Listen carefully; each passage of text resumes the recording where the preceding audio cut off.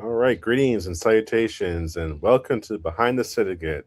This is Week 5 edition, joined as always by the head coach, James Champagne. Welcome, coach, and good evening. Hey, good evening. How you doing, Miss Archer? I'm good, I'm good. Thank you so very much. Well, I guess we need to talk about the bad. Let's get that out of the way. It Yeah. was a pretty rough game this last Saturday here in hmm San Antonio against the Toros. What are your thoughts? it was rough, like you said. It was sloppy. Um, we played undisciplined in areas. We didn't do small things well.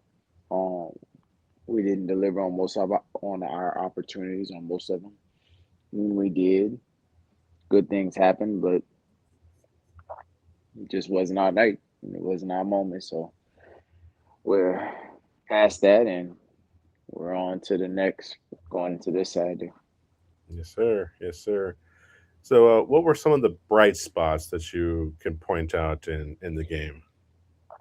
Well, defensively, we still forced two interceptions, got a couple of sacks. Hmm. That's a positive. Our kicker Jaron got back on track. Disclaimer with him, he was hurt for quite a bit before this game. Even in the middle of the game, right? But that's still no excuse, right? But he got his groove back, so that was a positive for Jaron in the kicking game. So that was another positive. Um, when we had the punt, which was a lot. Owen had a big night with a lot of punts, but no protection issues. That was a positive. Hmm. And our quarterback, William King, didn't turn the football over. He got sacked quite a bit, but he was smart to take the sacks rather than forcing the ball and doing something crazy with it. So, those were some positives.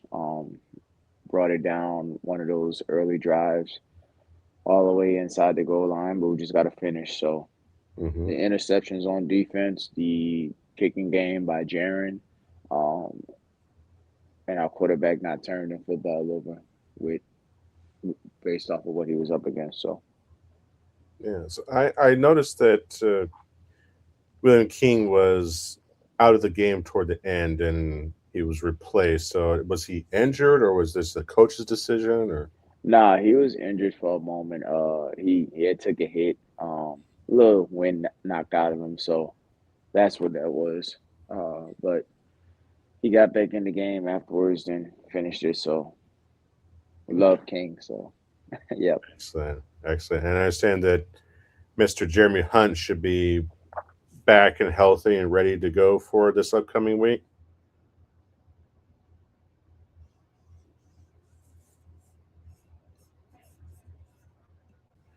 So I understand that Jeremy is should be back to being healthy and ready to go for this week.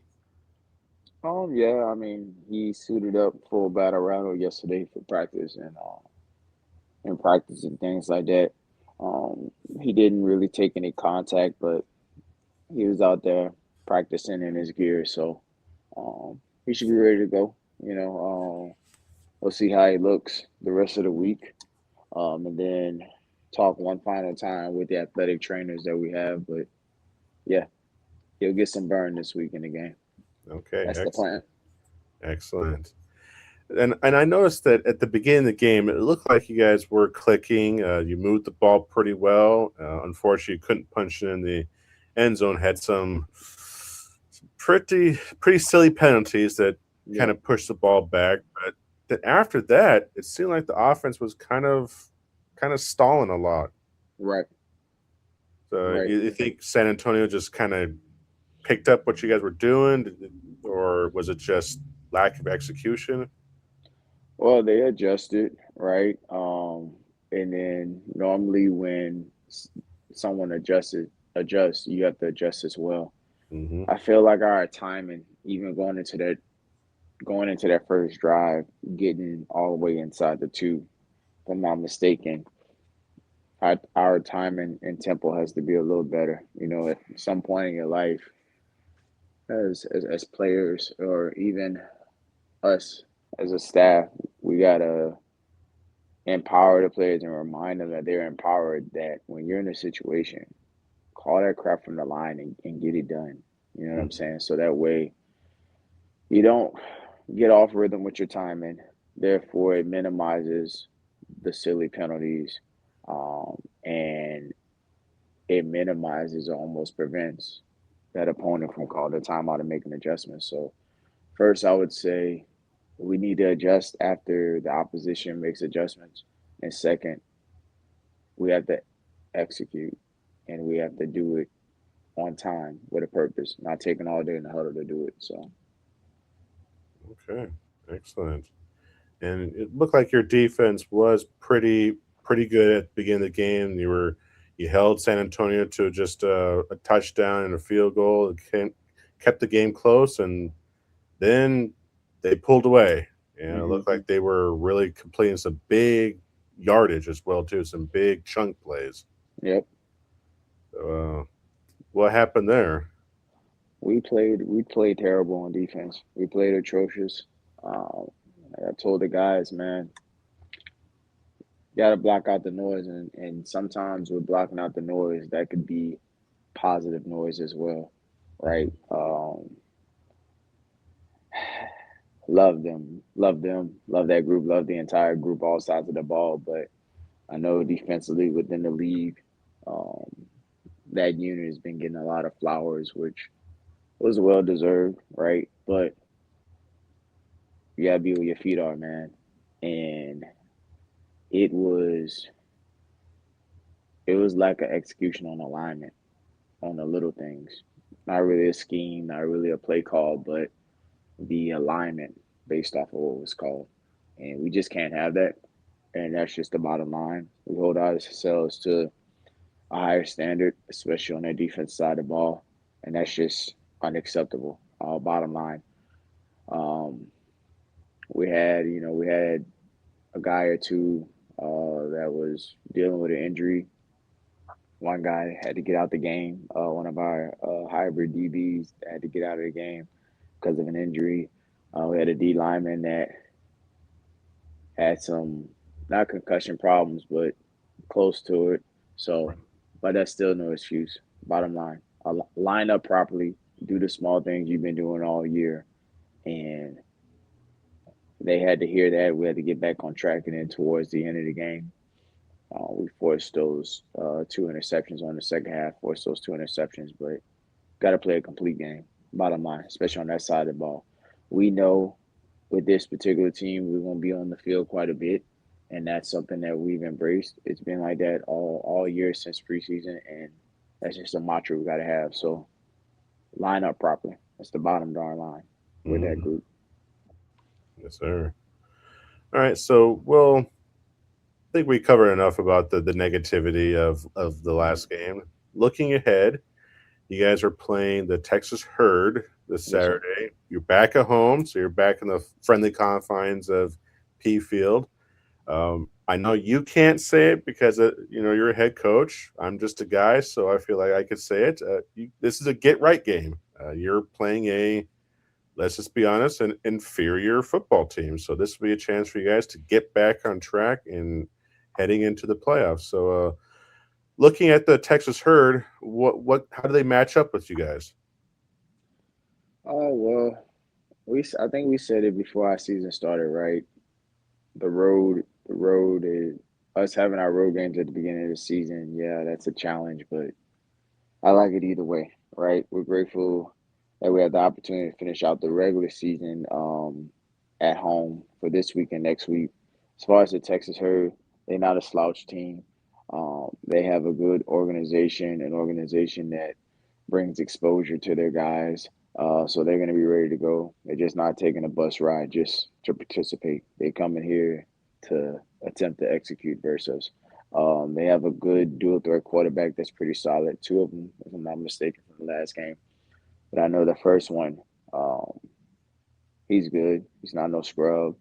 Um, has some height in the receiver room, but that's what those guys have on with that organization with the Texas Herd. They have a good fan base, good supporters as far as their leadership and things of that nature. So that'd be exciting. to have them. It'd be a blessing to have another game to play, and to continue doing our thing in the Continental Football League. That's something that we set out to do. So we're ready for them. They next on the list, and that's how we feel about that. Mhm. So, what is the biggest challenge that they have that you'll be facing against them?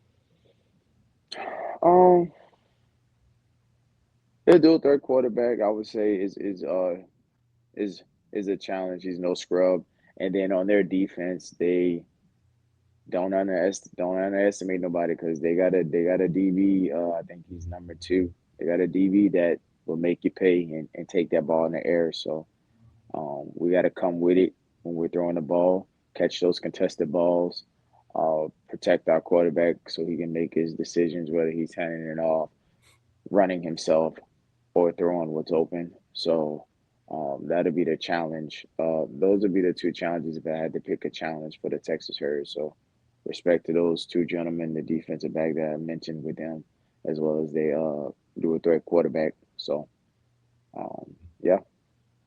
All right. Which matchup do you think you guys have the biggest advantage over them? Mm, I don't want to say it like that because you don't want to underestimate the opponent. But what I will say, they have some size in the trenches on the O line and the D line. But um, I like our D line matchup versus their offensive line matchup. I do. Um, and then on the other side of that coin, the challenge is for our offensive line to match up versus their defensive line. So looking forward to see how that goes. And then the matchup as far as that DB number two, their corner versus our passing game. So I'm looking forward to seeing those two matchups, and then how our defense is able to still do their job first, help out the second, while not getting caught up in that quarterback being able to use his legs and his arm. So make them pay. Absolutely. You guys going to be maybe leaning more run heavy? Going to be like pass happy? Trying to have a balance? What's the game plan? Well, I always like to be balanced. I want to do whatever it takes to win the time possession battle, but our offensive staff has heard from me time and time again. I want to run the freaking ball. So um, I'm looking forward for that to happen. Um, offensively, offensively, I don't feel we've found our identity quite yet, or has actually embraced what our identity could be on offense. This is an opportunity to display that Hmm. and be who we are, not be what the league might want us to be, or other higher leagues are trying to be, and all that good stuff. We have we have three running backs that are dogs, and we have two of them that had to submit some video workouts and some times for a potential to get looked at for some teams on the higher level. And the only reason it was two out of three because the third one he was inactive this past week. But we are who we are. So the offensive staff has heard it from me several times, and they're going to continue to hear it from me all throughout the week till I'm blue in the face. I want to run by committee. You know what I'm saying? So that's what I'm looking forward to seeing, and and I think our offensive line is ready to show that as well with the run blocking piece. So it goes hand in hand. Hmm. Now we know that you only got two games left this Hmm. Saturday against Texas Herd, and then the next week, the last game against Tall City at home. Hmm. Uh, Playoffs are right around the corner. You guys win out, you'll be in the playoffs. It looks like San Antonio is already going to be in. Hmm. So, what's what's the plan for these last two games so you guys can clinch that playoff spot? Got to play our brand of football. On offense, we need to freaking run by committee, whether it's the running backs and the and quarterbacks, both of them being able to use their legs. And then defensively, um, we need to stop playing to we need to stop playing to the competition, and we need to stop playing to the situation and stuff, and align up properly and do more than what we've already done. Yes, shout out to that defense of unit in 4 games, having double digit interceptions and stuff like that. But we got so much more left to do. Hold on a second. Sure. Yeah, defensively, our guys need to be able to align up properly and take the body of the football, and then continue to improve on special teams, sustain what we have with the punting game and the kicking game. So looking forward to putting on a good product at home on both weeks, but we're only focused on Texas Harry right now because that's who's next on the list. But Absolutely. yep, Absolutely. finish off the season 4-2, whatever, and then we'll worry about postseason play when we get there. Absolutely. Yes, sir. So, I know the news came out a few days ago about the Ohio Valley Ironman. They're the latest team to cease operations Hmm. after one game, and I know that uh, the syndicate they put an official statement saying that you guys are committed to finishing out the year and ready to go for next year. But what can you say to assure the fans that even though now you've had half the league drop out, that they're you guys are still committed and there's still going to be a Texas Syndicate team for them to cheer for? What I can say to the fans are that we're really embodying control what we can control, number one. And number two, um, we've sought out thus far to do what we said we wanted to do. Play our six regular season games, which we're going to do that, right? Um, and get to the postseason, and we're going to do that. And yes, the North teams um, have put their operations at a halt for 2027, but the things that we can control is handling our business and Hmm. showing up for our 6 games, putting on a great product for our 6 games, having those 6 games, 7 games if you count the preseason, having those 7 games on tape for all fans to watch live, for all fans to watch forever for the rest of their lives, and most importantly for our players and coaches to have that film for memories or for their highlight tapes, or if they're trying to do whatever it is they want to pursue after this summer journey is complete. We did what we needed to do in 2026.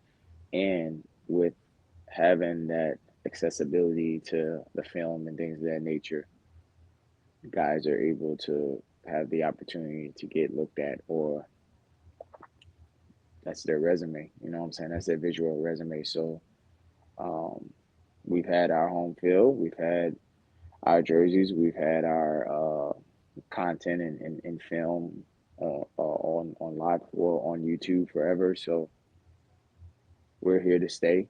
And not only that, we have Midland, Tall City. Tall City is doing their same thing. They have their film. They're playing all their games. San Antonio is playing all their games. So yes, it's unfortunate with Ohio Valley and the North and all that good stuff. But what I can say from my experiences in coaching thus far in my life, we are an organization and division that's truly trying to control what we can control. It's so easy for us to say or could have said that, hey, we're going to shut down operations as well. But no, we beg to differ. We have our Southern division schedule, and those Southern teams all committed to actually finishing the regular seasons. So, Yes, sir. Well, I guess congratulations to the Cincinnati Dukes as the only team left in the North. I guess they have an automatic bid to the championship game, so nothing like getting to the championship game by default. So, oh man. goodness. Anyways, so Coach, do you have any? What's I the know. what's the theme for this weekend's game? Yeah, so there's a flyer that you'll be able to see on all of our social media platforms, on my social media platform as well. If you look me up, but it's youth night. It's youth organization night at PFIL this Saturday. So it doesn't matter what sport. It could be football, flag football, basketball, male and female, soccer, male and female, volleyball, cheerleading, dance. What else I'm missing? Baseball, softball. Any child that shows up with their jersey on from their youth organization or AAU club or whatever the case may be, track as well, all that, you get in for free, right? So we want to see as many kids in the Pflugerville area, Hutto, Round Rock, Liberty Hill, Austin area. Um, we have coaches and some players that are in different outside cities outside of Austin. Bring those kids to um, San Antonio kids are welcome. San Marcos kids are welcome. Houston, if you want to come make that drive too. Dallas, you want to come make that drive. Hey, come make it happen, right? All you gotta do is show up to the gate with your kids with their youth organization jersey on and things of that nature. All sports, you'll get in for free, right? And then the second thing is also, if you go on our team website or the hometown apps are usually what high schools use for their ticketing process. For those that are not familiar with it, you can just search on your app store on your phone on Android or iPhone, and if you type in Texas Syndicate, you'll see our two remaining games. You click the game for this Saturday versus the Texas Herd.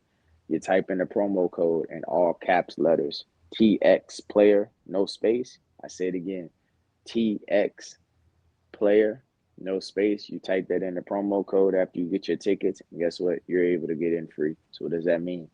Middle schoolers, high schoolers, adults, supporters, peers, um, anybody come out there, right? So it's two options. So we're looking forward to see as many youth organization jerseys in the stands after the game.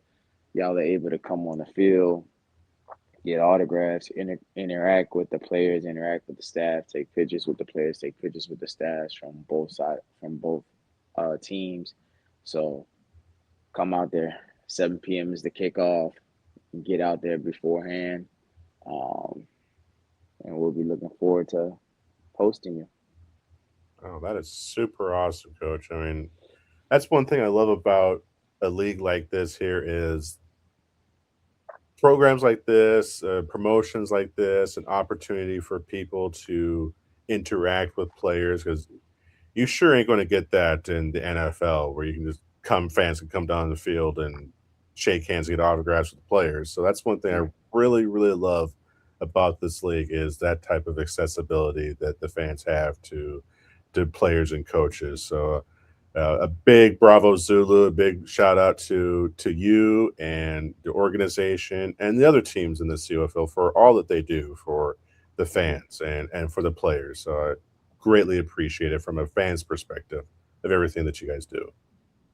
No, we appreciate everyone that's watching and supporting, right? The People's League. That's what our league has been um, committed to from the beginning, and we're just grateful as the Texas Syndicate to have an opportunity to actually apply that and demonstrate that or display that. So looking forward to that piece. Um, so we're looking forward to Saturday with that.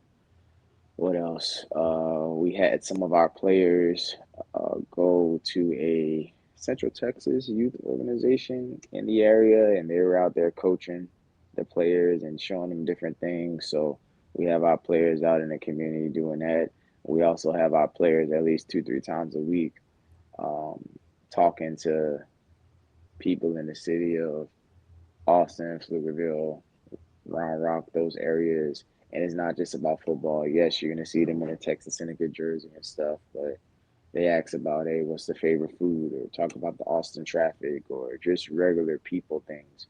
So, um, show love to our guys. When you see them, and they're forever grateful for y'all. We're grateful for Coach Garza with his workout regimes that he's provided for our players, right? Some of our players, they work out at like a Crunch Fitness that helps too. So we're grateful. for the city, the hotel people, the athletic training people, the recovery people. All those things matter. So we just want to put out a solid product for the city of Pflugerville. Yes, sir. And I know it's going to be exciting to see you guys back in Pflugerville. It seems like an eternity since you played Yeah, there. So it'll be yeah. good to see you guys back. Coach, do you have anything else before we wrap up for tonight? No, just thank you for another episode, Mr. RJ. Got a few more to Sir. go, and just appreciate all this coaching staff, the players, their families, all the central personnel from the parking people to the transportation people that took care of us with the bus rides for our away games, um, the facility managers at P Field, athletic trainers, all that good stuff. And just like I always say, nobody if nobody ever told you you matter, you're chosen, you're more than enough. Be the change that you want to see. Change starts with you. Appreciate y'all. Yes, sir. And that's it for tonight, everybody. I want to thank Coach Champagne for joining me as always for tonight. And we'll see you this Saturday at 7 p.m. at P Field, the Texas Syndicate versus the Texas Herd. Oh, Week I had one 5. more. I had one more thing. Sorry. Yes, sir. We for those that are in the area, Victory Lap. It's a restaurant, Victory Lap in Peafield. Well, in Pflugerville, excuse me. Um, I will be there as well as some of our players, um, and our staff will be there Friday evening between 5 and 7 p.m. So, uh, anybody, any person, any business, any human, come through, come see us. Let's have a conversation. Let's chat. Let's dialogue about life and just enjoy each other's time. So forgot about that, but yes, we have that going on Friday evening, 5 to 7 p.m. We'll be there. Outstanding. Sounds like a fun time. Hmm. All right. Well, on that happy note, we'll see you guys this Saturday at the game versus the Texas Herd, 7 p.m. at P Field. Until then, everybody, unite the hustle. Good night. Unite the hustle. Good night, y'all.